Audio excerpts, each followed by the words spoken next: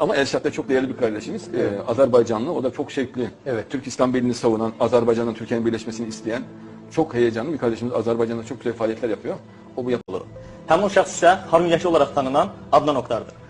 Bəli, Harun bəy, sizinlə yenidən görüşməyimizə çox şad olduq. Hörmətli Adnan bəy və yaxud da Harun hocamız deyəlim inşallah və yaxud da Harun hocamız deyəlim. Bu azğın Elşad Miri sələfilərə böhtan atmaqda davam edir. Adam deyir ki, FETÖ'sülüğün ikinci seriyası olacaq Azərbaycanda.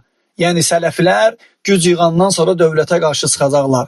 Əlbəttə ki, bu batil bir fikirdir. Sələfilər öz müsəlman başçılarının ətrafında Quran sünnət üzərində cəm olan haqq, firqə və tayfadır, əlhamdülillah. Lakin bu Elşad Miri və onun kimi azğınların xoşuna gəlmir. Həsəd və paxıllıq var içində. Lakin biz ona deyə bilərik ki, sən özünə cəmaat yığırsan, sən özünə cəmaat yığandan sonra güc toplusun, sən qarşı çıxarsan. Niyə görə?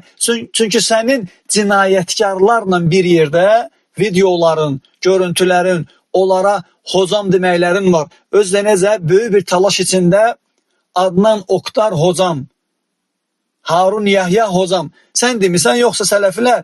Sən demisən. FETÖ'sülüğü səndən gözləmək olar, sələfilərdən yox.